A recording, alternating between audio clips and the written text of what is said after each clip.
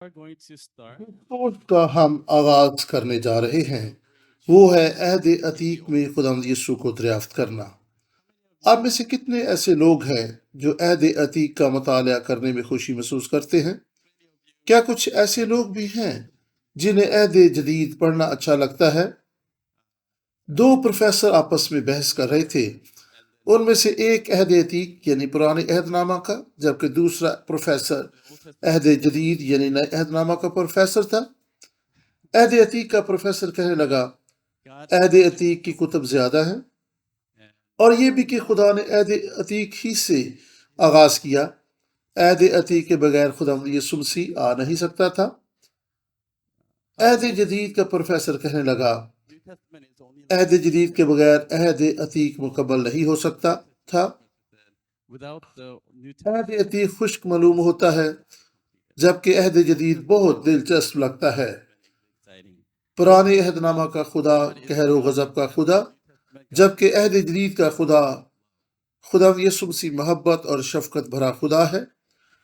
کیا آپ ان سب باتوں سے متفق ہیں؟ دونوں پروفیسرز ایک لحاظ سے اپنی اپنی جگہ پر درست کہہ رہے تھے۔ بائبل مقدس جوتوں کے جوڑوں کی مانند ہے، آپ کو دونوں جوتے ہی پہننے پڑتے ہیں۔ خداوند یسوع مسیح کو سمجھنے کے لیے دونوں عہد ناموں کو ہی پڑھنا اور سمجھنا ضروری ہے۔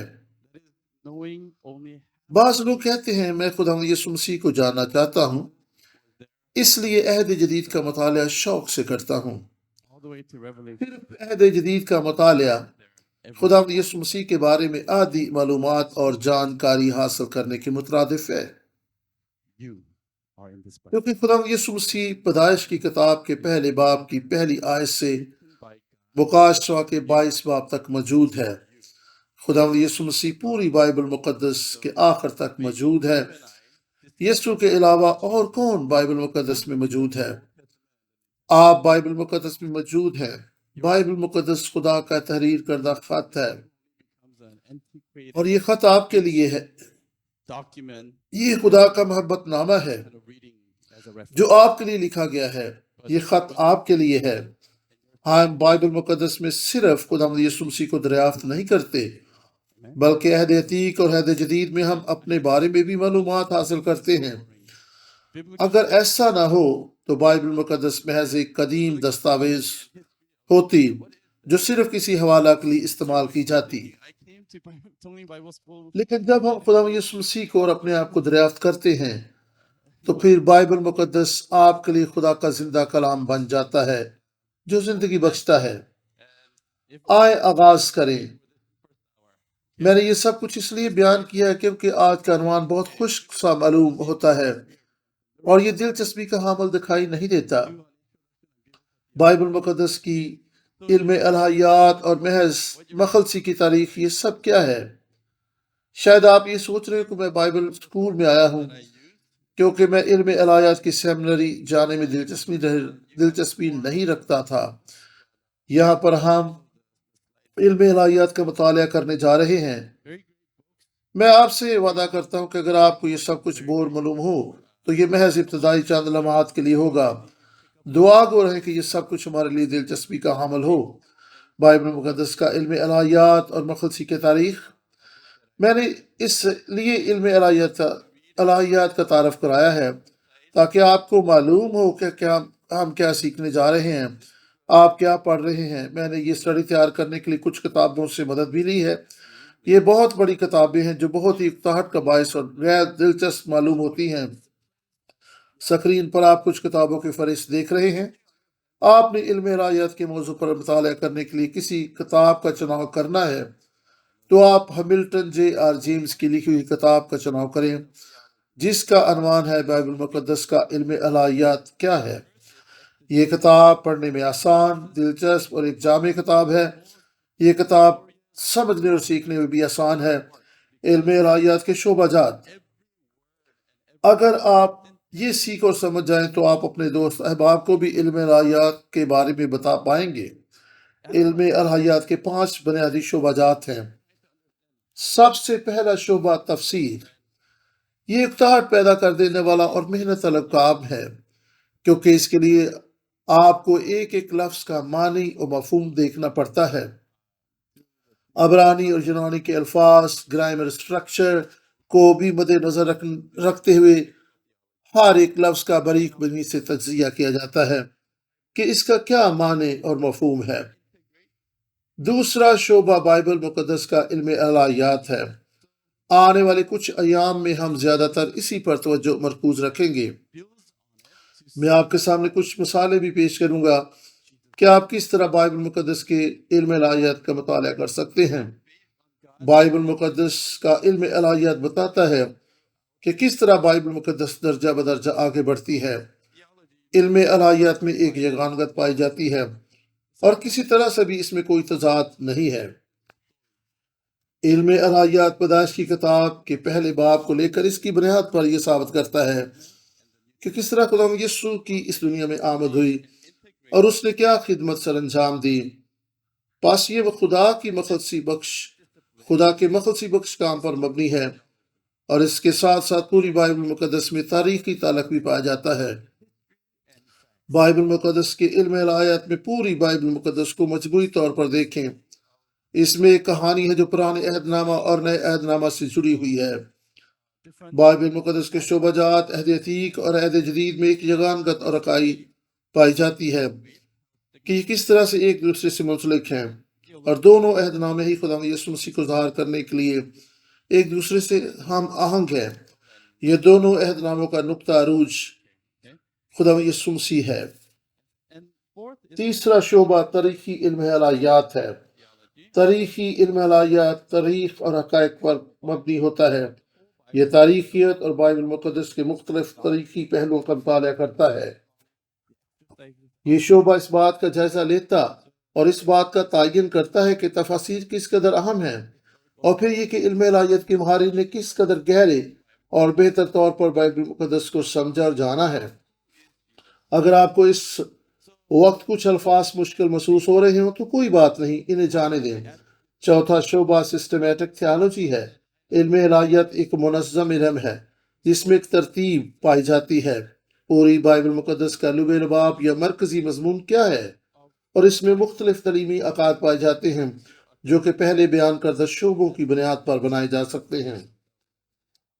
پس تفسیر بائبل مقدس کا علم الہیات، تاریخی علم الہیات۔ آپ بائبل مقدس کے مختلف پہلوؤں کا مطالعہ کرتے ہیں، انہیں یکجا کر کے اپنے آپ سے یہ سوال پوچھتے ہیں کہ یسوع کون ہے، نجات کیا ہے، خدا کی صفات کیا ہیں۔ پس یہ تاریخی اور ادبی پہلوؤں پر مبنی نہیں، بلکہ یہ بائبل مقدس کے فہم و ادراک کا مجموعہ ہے۔ اور پھر ہم کسی واضح تعریف کی طرف آتے ہیں اور اسے تعلیمی عقیدہ کہتے ہیں۔ خدا کے بارے تعلیمی عقیدہ، نجات کے بارے میں تعلیمی عقیدہ، مسیح کے بارے تعلیمی عقیدہ یا نظریہ، علم المسیح وغیرہ وغیرہ۔ کلیسیا کے لیے علم الہیات کو سمجھنا بہت ضروری ہے، لیکن میرے نزدیک سسٹمیٹک تھیالوجی بہت قابل قدر ہے، کیونکہ آپ کو ہر ایک چیز کو سمجھنا اور جاننا پڑتا ہے۔ خدا کے بارے میں آپ جامع علم حاصل کرتے ہیں کہ وہ کون ہے، بائبل مقدس میں وہ کیا بیان کر رہا ہے۔ سسٹمیٹک تھیالوجی یہ واضح کرنے کی کوشش کرتی ہے کہ کس طرح پوری بائبل مقدس جامع کتاب ہے اور اس میں کوئی تضاد نہیں، بلکہ آپس میں کڑی سے کڑی ملی ہوئی ہے۔ ہم نے شروع میں بیان کیا تھا کہ علم الہیات کے 5 شعبہ جات ہیں۔ اب تک ہم نے تفسیر، جی ہاں، اور اس کے علاوہ کس شعبہ کو بیان کیا ہے؟ علم الہیات، جی، تاریخی علم الہیات، اور پھر ایک سسٹمیٹک علم الہیات۔ اس کے علاوہ ہم نے کس بات پر غور کیا تھا؟ اس کے بعد ہے عملی علم الہیات، پریکٹیکل تھیالوجی، یعنی عملی علم الہیات جن کا اطلاق ہم اپنی زندگی پر کر سکتے ہیں۔ علم الہیات کا یہ اصول اس بات کا مطالعہ کرتا ہے کہ کس طرح خدا کے کلام کا اطلاق اور سسٹمیٹک علم الہیات کے فہم و ادراک کا اطلاق آج کے دور میں کسی فرد واحد کی زندگی میں کیا جا سکتا ہے۔ آپ کس طرح اس کو سمجھتے اور اس پر عمل پیرا ہوتے ہیں؟ اسے زیادہ تر عملی مطالعہ کہا جاتا ہے کہ کس طرح ہم بائبل مقدس کو سمجھتے اور شخصی زندگیوں پر اس کا اطلاق کر سکتے ہیں۔ یعنی خدمت، مشن ورک اور شخصی زندگی میں کس طرح کلام مقدس کا اطلاق کیا جا سکتا ہے، کس طرح میں اپنی شخصی زندگی پر خدا کے کلام کا اطلاق کرتا ہوں۔ دوسرے اہم نقطہ میں آئیں، بائبل مقدس کے علم الہیات کو مزید سمجھیں۔ بائبل مقدس کا علم الہیات ایک عمومی خاکہ کو لے کر نقطہ انقلاب پر توجہ مرکوز کرتا ہے، جو کہ بائبل مقدس کی سٹوری لائن میں ہوتا ہے۔ نقطہ انقلاب کے اہم نکات ہیں جو کہ سٹوری لائن میں ہوتے ہیں: خاکہ، تخلیق، زوال، مخلصی اور بحالی یا پھر تکمیل۔ تخلیق پیدائش کی کتاب کے پہلے باب میں نظر آتی ہے۔ پیدائش کی کتاب کے دوسرے باب میں خدا اور انسان کے درمیان تعلق اور رشتے کو بیان کیا گیا ہے۔ تیسرے باب میں ہم زوال کو دیکھتے ہیں، بنی نوع انسان کا زوال، گناہ کا اس دنیا میں داخلہ۔ پیدائش 3 باب 15 آیت میں خدا عورت کی نسل کا وعدہ کرتا ہے۔ آنے والی مسیح کے تعلق سے پہلا وعدہ، مسیح کے تعلق سے وعدہ، میں نے مخلصی اور نجات کے کام کا آغاز بیان کیا ہے۔ پھر ہم مقاشفہ میں اس کی تکمیل کو دیکھتے ہیں۔ بائبل مقدس کا یہ عمومی خاکہ ہے۔ اس بات سے میں اور آپ کافی حد تک واقف ہیں۔ یہ کب ہوا؟ پہلے کیا ہوا تھا؟ اور اس کے نتیجہ میں کیا واقع ہوا تھا؟ وعدہ کیا گیا، خدا نے وعدہ کیا ہے، خدا یسوع مسیح کا وعدہ ہے کہ وہ آئے گا۔ وہ کب آئے گا؟ میں وعدہ کرتا ہوں کہ اس سوال کا جواب نہیں دوں گا کہ وہ کب آئے گا۔ یہ تھے اصولی اور عارضی نکات جن کی بنیاد پر ہم سسٹمیٹک تھیالوجی کو دیگر معاملات کو مد نظر رکھتے ہوئے سمجھیں گے۔ مثال کے طور پر سسٹمیٹک تھیالوجی یہ پوچھتی ہے کہ صفات خداوندی کیا ہے۔ اس سوال کا وقت سے کوئی تعلق نہیں، یہ تو عام فہم باتیں ہیں۔ نجات کیا ہے؟ گناہ کیا ہے؟ لیکن علم الہیات ہمیشہ ایسے ہی سوال پوچھتا ہے جن تک ہم بائبل کی سٹوری لائن تک رسائی حاصل کرتے ہیں۔ مخلصی کی تاریخ، بنیادی فہم و ادراک، یہ علم الہیات پوچھتا ہے۔ مثال کے طور پر یسایا نبی کی معرفت کی گئی پیش گوئی خدا کے بارے تعلیمی عقیدہ بیان کرنے کے لیے کیا کردار ادا کرتی ہے؟ کیا یہ قابل فہم بات ہے؟ یا پھر کس طرح خروج اور فسح مسیح کی آمد کی پیش گوئی کرتے ہیں؟ یہی بائبل مقدس کا علم الہیات ہے۔ عہد عتیق میں ہونے والے واقعات میں آپ یسوع کو کس طرح دیکھتے ہیں؟ ہم اسرائیل کی تاریخ کا مطالعہ نہیں کر رہے، ہم تو وہ کچھ سیکھ رہے ہیں جو خدا چاہتا ہے کہ ہم جانیں اور سمجھیں۔ بائبل مقدس تاریخ کی کتاب نہیں، اگرچہ اس میں بہت زیادہ تاریخ موجود ہے۔ بائبل مقدس سائنس کی کتاب نہیں، اگرچہ اس میں سائنس موجود ہے، اس میں کچھ اختلافات پر مبنی سائنس بھی پائی جاتی ہے۔ اس بائبل مقدس کا مقصد سائنس کو ثابت کرنا نہیں اور نہ ہی ہمیں تاریخ کے بارے میں بتانا ہے۔ یہ کوئی لٹریچر بک بھی نہیں ہے۔ بائبل مقدس نجات کی کتاب ہے۔ یہ تمام انسانوں کے لیے ہدایت نامہ ہے۔ جب ہم کوئی فون یا کوئی اور ڈیوائس لے کر آتے ہیں تو اس کے ساتھ یہ ہدایت نامہ بھی ہوتا ہے۔ آپ کب اس ہدایت نامہ کو پڑھتے ہیں؟ کوئی ایسا شخص ہے جسے ہدایت نامہ پڑھنا اچھا لگتا ہو؟ کیا کبھی ایسا ہوتا ہے کہ آپ فون ایک طرف رکھ کر ہدایت نامہ پڑھنا شروع کر دیں؟ کوئی ایسا شخص ہے جو ایسا کرتا ہو؟ آپ تو ہدایت نامہ اس وقت پڑھتے ہیں جب فون خراب ہو جاتا ہے یا کوئی ڈیوائس مناسب طریقہ سے چل نہیں رہی ہوتی۔ اپنی زندگی پر غور کریں۔ کیا سب کچھ ٹھیک چل رہا ہے؟ کیا آپ کی زندگی اسی طرح سے آگے بڑھ رہی ہے جس طرح اسے چلنا چاہیے؟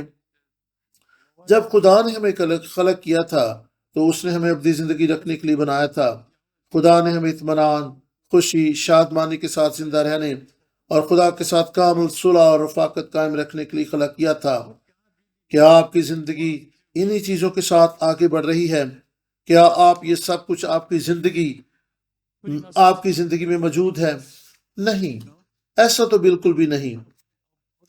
اس لیے خدا کہہ رہا ہے کہ آپ کی زندگی سے متعلق ہدایت نامہ یعنی بائبل مقدس موجود ہے۔ کہیں نہ کہیں کوئی خرابی ہے، کوئی گڑبڑ ہے۔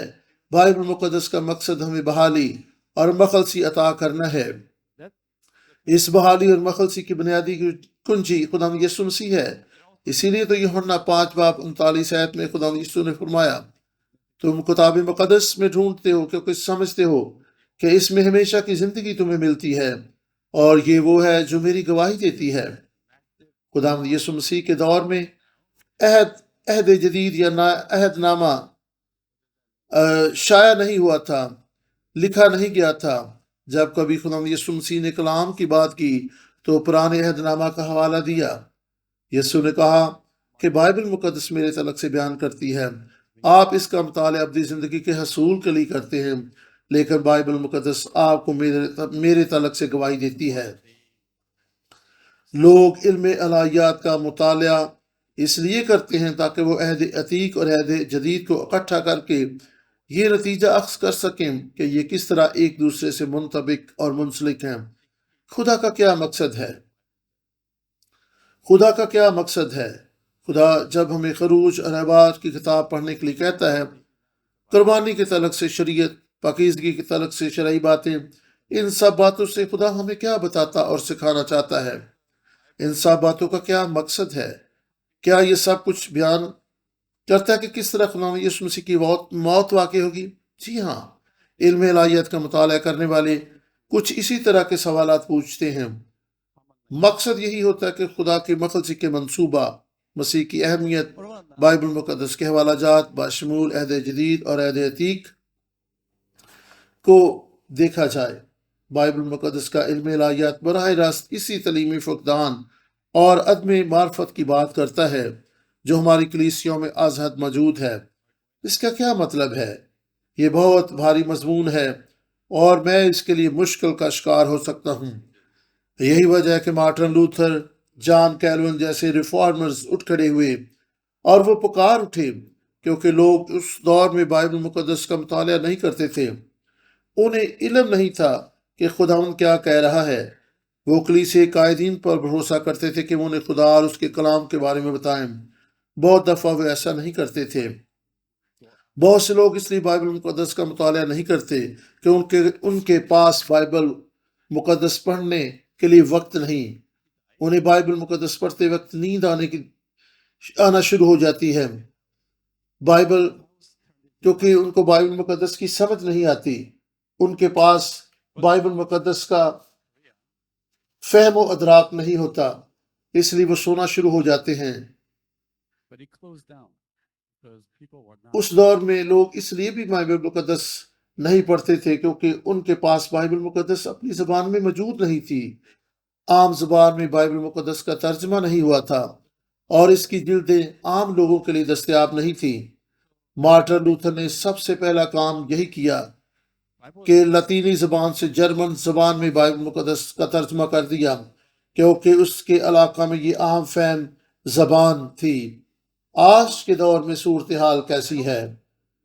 کیا لوگ بائبل مقدس پڑھتے ہیں؟ آج کل لوگ بائبل مقدس کیوں کر نہیں پڑھتے؟ کیا ان کے پاس بائبل مقدس موجود نہیں؟ بائبل مقدس کی اشاعت تو بہت جلد ختم ہونے والی ہے۔ سمارٹ فون کے لیے خدا کا شکر ہو۔ ہر وہ شخص جس کے پاس فون موجود ہے وہ اپنے پاس بائبل مقدس رکھ سکتا ہے۔ اصل بات تو یہ ہے کہ آیا وہ بائبل مقدس پڑھتے بھی ہیں یا نہیں۔ والٹیئر ایک فرانسیسی فلاسفر تھا جس نے یہ دعویٰ کیا تھا کہ 1 سال کے اندر اندر بائبل کی اشاعت بھی ختم ہو جائے گی اور اس کا کوئی پڑھنے والا بھی نہیں ہوگا۔ وہ فلاسفر تو مر گیا، لیکن بائبل مقدس کی اشاعت اور مطالعہ آج بھی جاری ہے۔ اندازہ لگائیں اس کے گھر کے ساتھ کیا واقع ہوا۔ اس کا گھر بائبل مقدس کے لیے پرنٹنگ پریس بن گیا۔ ہاللیلویہ۔ حال ہی میں مجھے علم ہوا کہ کوریا میں ایک کرسچن بک سٹور یعنی مسیحی کتب فروخت کرنے والا ایک بہت بڑا سٹور بند ہو گیا ہے۔ اس کی وجہ یہ ہے کہ لوگ مسیحی کتب خریدنے میں دلچسپی نہیں رکھتے تھے۔ افسوس کی بات تو یہ ہے کہ وہی سٹور اب کسی اور مذہب کی کتابوں کے لیے استعمال ہو رہا ہے۔ آج ہم جس دور میں زندگی بسر کر رہے ہیں، جہاں بائبل مقدس بہت کم پڑھی جاتی ہے، میں پوری دنیا کی بات نہیں کر رہا، بلکہ میں تو کلیسیا کی صورتحال آپ کے سامنے رکھ رہا ہوں۔ اس طرح سے میں کسی پر کوئی الزام تراشی نہیں کر سکتا، کیونکہ بائبل مقدس سمجھنے میں مشکل ہے۔ اسے پڑھنا شروع کریں تو نیند آنا شروع ہو جاتی ہے۔ یہ کتاب دنیا کی دیگر کتب کی طرح دلچسپی کی حامل نہیں۔ لوگ اس لیے بھی پڑھنے میں دلچسپی نہیں لیتے کیونکہ انہیں بائبل مقدس کی باتوں کی سمجھ نہیں آتی۔ ہاں، مختلف جگہوں پر جا کر خدا کے کلام کی تعلیم دے رہے ہیں اور سکھانے کی کوشش کر رہے ہیں تاکہ خدا کا کلام لوگوں کے لیے اکتاہٹ کا باعث نہ ہو، بلکہ لوگ اس کو پڑھتے وقت خوشی محسوس کریں۔ پڑھتے وقت نیند آنے کی دوسری وجہ یہ ہے کہ اسے پڑھا ہی اس وقت جاتا ہے جب سونے کا وقت آتا ہے۔ دن بھر ہم مختلف کاموں میں مصروف عمل رہتے ہیں اور رات کے وقت ہمیں بائبل مقدس پڑھنے کا خیال آتا ہے۔ یہی وجہ ہے کہ بائبل مقدس کو پڑھتے وقت نیند آنا شروع ہو جاتی ہے۔ جس دور میں ہم زندگی بسر کر رہے ہیں وہ بہت تیز رفتاری کا زمانہ ہے، جہاں لوگ سب کچھ بہت جلد کرنے کے عادی ہو چکے ہیں۔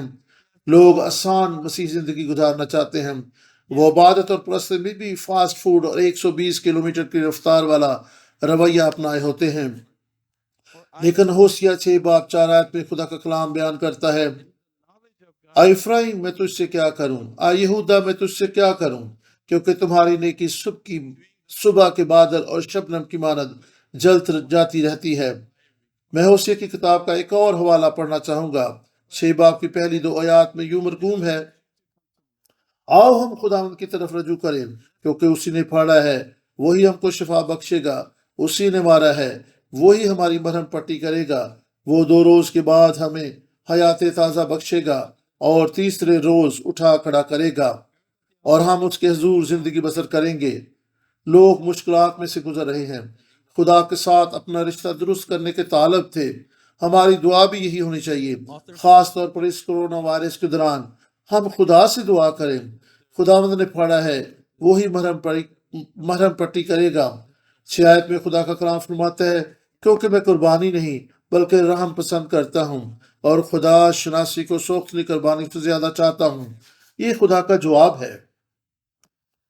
خداوند ان سے کہہ رہا ہے کہ تم نے قربانی تو گزرانی مگر پورے دل سے نہیں، محض رسمی طور پر سب کچھ کیا۔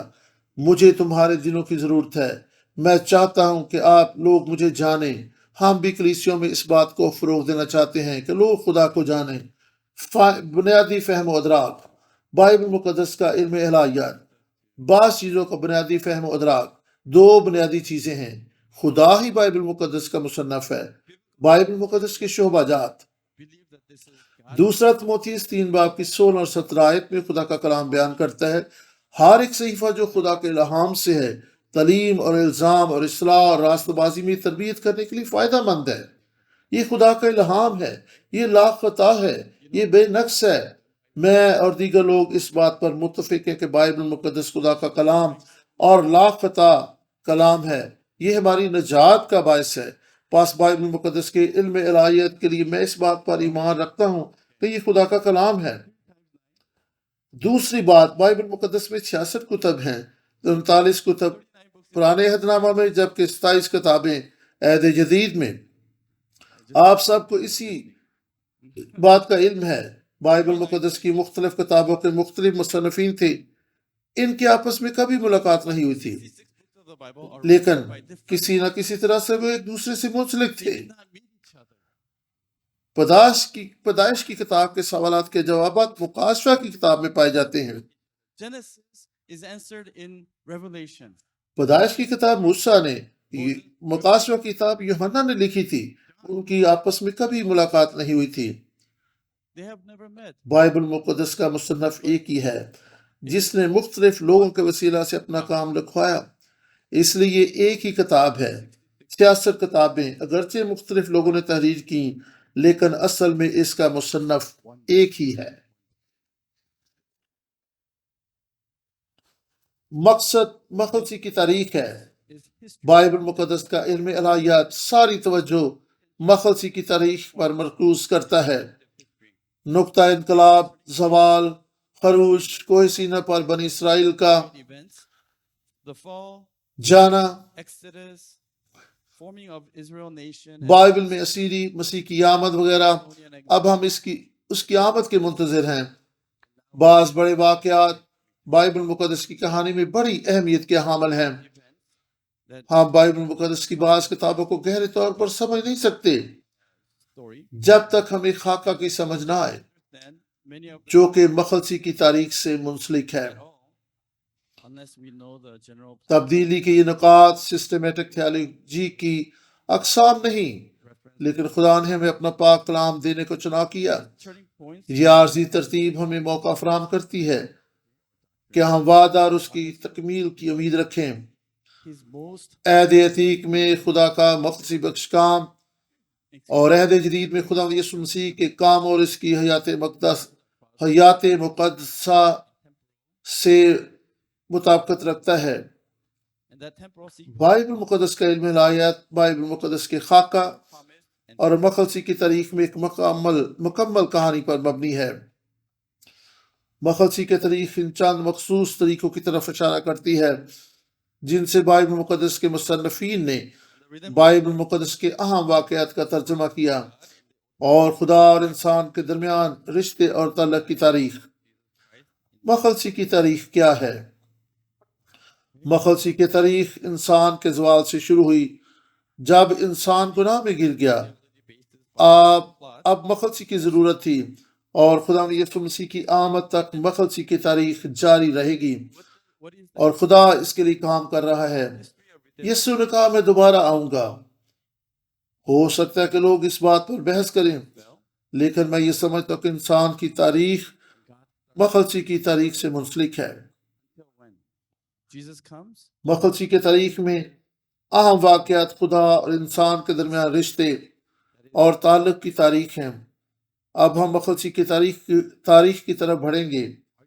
مخلصی کی تاریخ پریکٹیکل علم الہیات ہے۔ is within the history of redemption.